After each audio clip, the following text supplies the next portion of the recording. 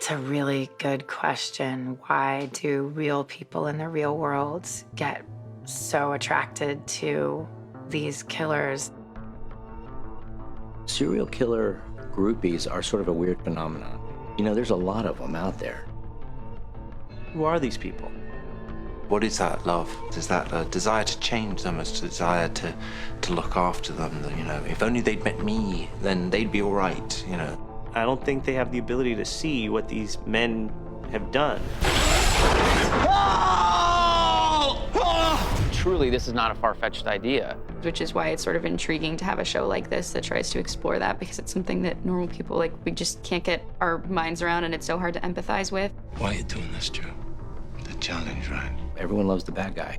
You always want the bad boys. And I think that's one of the things that makes this show such an uncomfortable thing to watch, is that there is just that slight whiff, that possibility that something like this could happen in real life.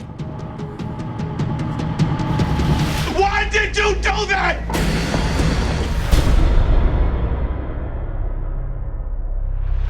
As difficult as it is to imagine what drives somebody to be a serial killer, it's equally as difficult to imagine what drives somebody to be attracted to them, to want to spend time with them, to want to admire them in some kind of twisted way.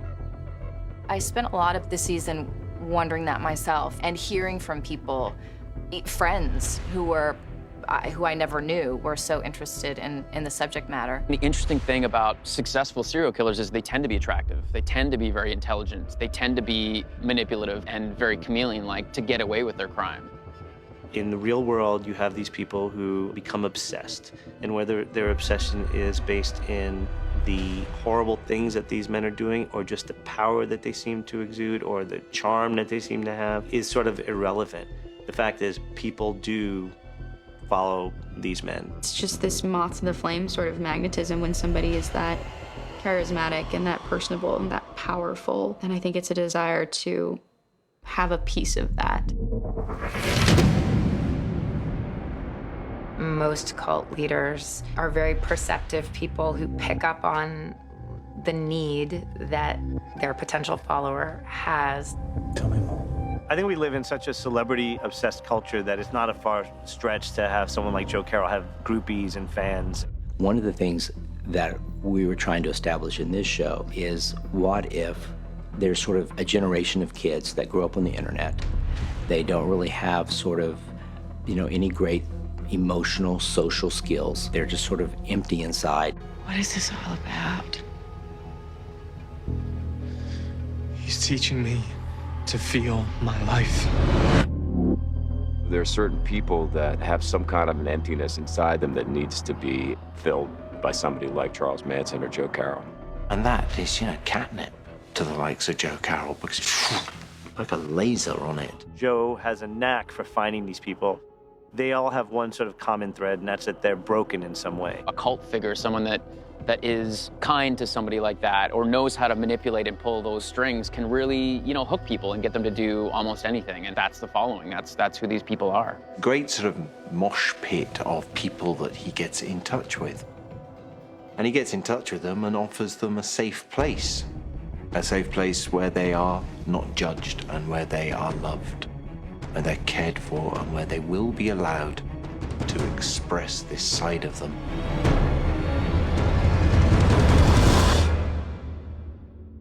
As much as this show is about good versus evil, what I also love about what Kevin Williamson is doing is that he's giving all the villains a real sort of emotional pathology, so you can sort of track where they're coming from. We have one character, Charlie. He was sort of a war veteran who was discharged for psychiatric reasons. He had killed or saw one too many dangerous things in the war, and he sort of didn't come out of it okay, and he just kept killing.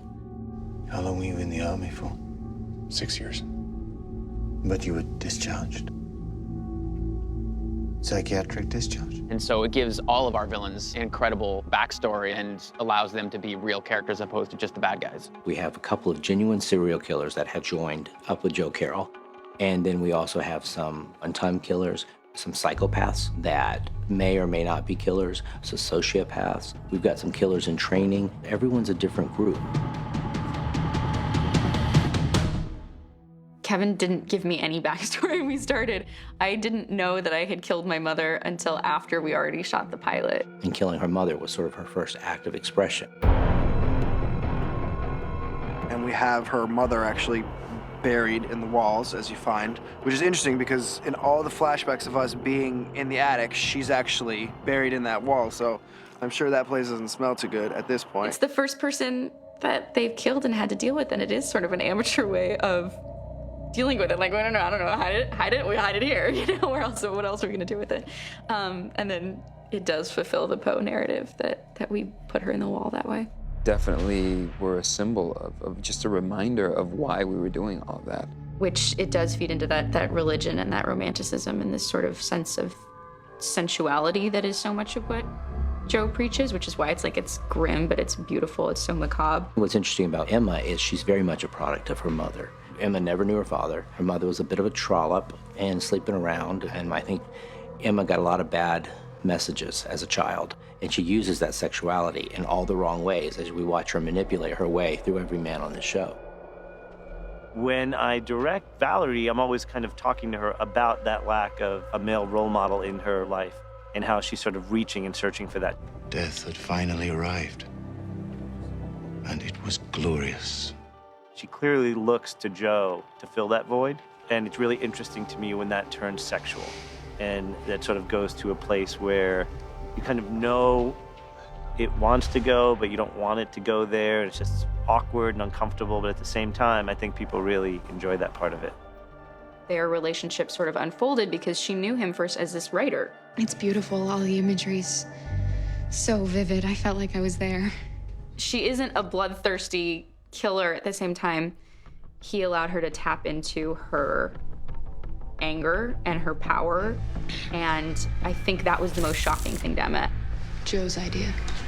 Because I think she believed she was weak just as much as everybody else did. So when she met Joe at the reading that she went to, it was hook, line, and sinker for her, and she just continued a relationship with him. She visited him in prison, and then ultimately, she was there to help him when he asked for it. So she's sacrificed everything. And then at the end of season 1, as far as she knows, she's alone. Jacob has never killed anyone, but Jacob actually is running away from his own life. He's sort of the rich golden boy. He's, his dad's a doctor, his brother's a doctor, everyone's a doctor, everyone went to medical school. He went to medical school for a year, he couldn't stand it, and he dropped out. Why be a part of this? Because I want to. He's somebody who doesn't seem to have a lot lacking. I mean, we realize he has daddy issues because he couldn't live up to, his demanding father, but he had everything. Jacob was very privileged growing up, He had everything going for him. Relatively good family besides his father, was in med school for a while, was a school teacher while he was living next to Sarah Fuller. I just think there was just something missing that needed to be filled. Scrolling the internet one night, and he found this website with this chat room. Next thing you know, he's visiting Joe Carroll in prison. Do you want to be part of us? Was just completely rejecting his family, and so he just went the opposite. He did everything his father would have hated. The second Joe Carroll opens up and treats him like a son, that's everything that he's ever been looking for. I don't want to disappoint you. I tried. No one need know. It'll be our secret. I don't think he has it in his DNA to be a killer, and he's working so hard to be one. He's sort of the serial killer poser. Your faces are plastered all over the news. You're a wanted fugitive. Kidnapping? Murder? I never killed anybody, Mom. The FBI said you did. Well, I haven't. They say that you're involved with that serial killer. You're part of a cult? I didn't say that I was innocent. Jacob winds up taking Paul's life as a mercy kill, which just completely destroys him, but also brings him this sense of courage and ability to go actually face these people one-on-one. There's certain ground rules that you need to understand, Claire. I can't cut or bruise your face, but other than that, Joe has given me permission to physically hurt you when necessary. There's definitely a turn. He's definitely starting to lose his mind a little bit. Then when Joe Carroll starts to collapse, Jacob kind of comes to his senses about all the bullshit that's actually going on with all of this. and realizes that he doesn't need to be part of this, that he's gone through this whole arc and he's ready to go be by himself. They just gave up their lives for what? To be part of some book he wrote? It didn't have to happen that way. But that's our purpose. One day he's gonna ask the same thing of me, and I can't. It's a really complex character, and it's kind of one of my favorite characters because it's not what you'd expect a follower to be. You're not going home, Megan. Paul actually had a really dark upbringing. He grew up in El Paso, and it was sort of, you know, a little more trailer park for Paul, and he was sexually abused by some friends of his dad. Well, he was 12 years old the first time he killed anybody. He killed one of his father's friends that was constantly picking on him, and he very probably abused him. Paul's just confused. Paul's always had sort of identity issues. Sort of a bit of a sociopath. He's tried on a bunch of different faces through the course of his life. He was in and out of juvenile hall as a child, tons of trouble, big rap sheet. He's just always been trying to be something he's not. He just needed acceptance. He needed love. That's why it was so easy for him to love anybody who showed him a little bit of empathy. We never really got to see his backstory, but at one point we were going to shoot it, and it had a lot to do with his relationship with his father and how his father beat him, and his father was mean to him, and at one point put a gun to his face, and we hinged his story on his relationship with Jacob. Here you have this sort of psychotic kid, Paul, who's on the verge of breaking at any moment, and he's already confused about who he is, and then he's posing as a gay man for 2 years, and then he's told he can't do it anymore. Now he has a new existence as a single man, and the guy that was supposed to be his gay lover for 2 years is now with another woman. It's very confusing. He doesn't know how to handle it. I mean, is he gay, isn't he? Or does he think he's gay? I mean, he doesn't even know. I mean, the poor guy is just sort of like, you know, he needs a shrink. But instead, he's sort of left to his own devices, and his best thinking is he loves, very, very much loves Jacob, and he doesn't know what to do about it. Hey, guys. This is Megan. I don't think Emma, Jacob, and Paul are your classic love triangle. We see how Emma and Jacob get together and how Joe puts them together. They do ultimately really fall in love with each other. And we see how Paul and Jacob sort of fall for each other. But the three of them coming together really happens at the farmhouse. And at that point, I think it's just three people who need each other. We both love him, Paul. I know that's hard for you. Paul knows exactly how he feels about Jacob. Jacob isn't sure. Emma knows exactly how she feels about Jacob. Jacob feels for Emma. But I think pulling at all that is how Jacob really feels for Paul underneath. And then having Paul and Emma at odds kind of completes it. It's complicated, but it's fun. Usually, it's easy to tell who's the villain or who's the bad guy because they have this sort of guilt or shame of what they're going to do. Paul doesn't have that shame because he believes in what he does, and he believes it's the right thing in his mind. I really didn't want to kill Paul, to be honest with you, because it was part of the trio, part of the story that I thought was most interesting. I love the idea that Jacob had to do it, and he was Jacob's first kill. And it's a mercy killing that hopefully you get emotional when you're watching. And I know that sounds kind of twisted, but it was really hard to watch and tragic and sad. I love you.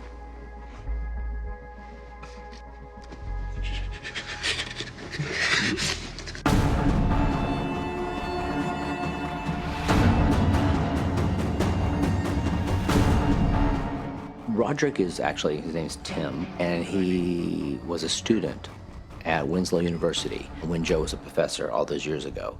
And they kind of met back then when Joe realized that Roderick was following him around and could very much turn him in for killing young girls on the campus. So they befriended each other, and Joe quickly realized that he was cut from the same cloth. And in fact, Roderick killed 2 of the girls back in the killing spree at Winslow University, thereby providing Joe Carroll with alibi. That is excellent work, my friend. You have to feel that Joe has got everything worked out, that you're safe. You're safe with me. That's the kind of bad guy you want. I like the bad guys who you don't know if they want to kiss you or kill you. Don't. And I think that's what James Purefoy plays best. I think there are people out there who are incredibly successful because they know how to navigate through a world where everyone has an opinion, people don't always agree, but they know how to center themselves and have people listen to what they're saying. Enough! No. Is there anything else? The way Joe speaks to Emma is very different than the way Joe speaks to Roderick. You know, I will never forget what you've done for me. He has to adapt based on who he's speaking to. And that's something that I think if you look back at the series, you see that. Joe's the same person, but he knows exactly how to speak to his followers. He knows exactly how to manipulate each and every one of them. And that's what makes him a great leader, a great cult leader. You will do what you want to do. If you want to die for me, you can die for me. If you want to kill for me, you can kill for me. How do you want to kill? How are you fantasizing killing somebody? I'll make that happen. Ultimately, the human condition just wants to be of use. And if you feel of use, you can pretty much be happy.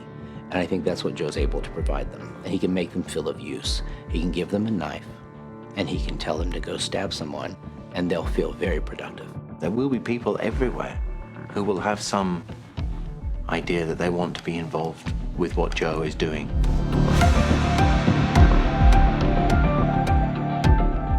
Where does it go? It'll only go into the darkest recesses of Kevin Williamson's mind. That's where it'll come from.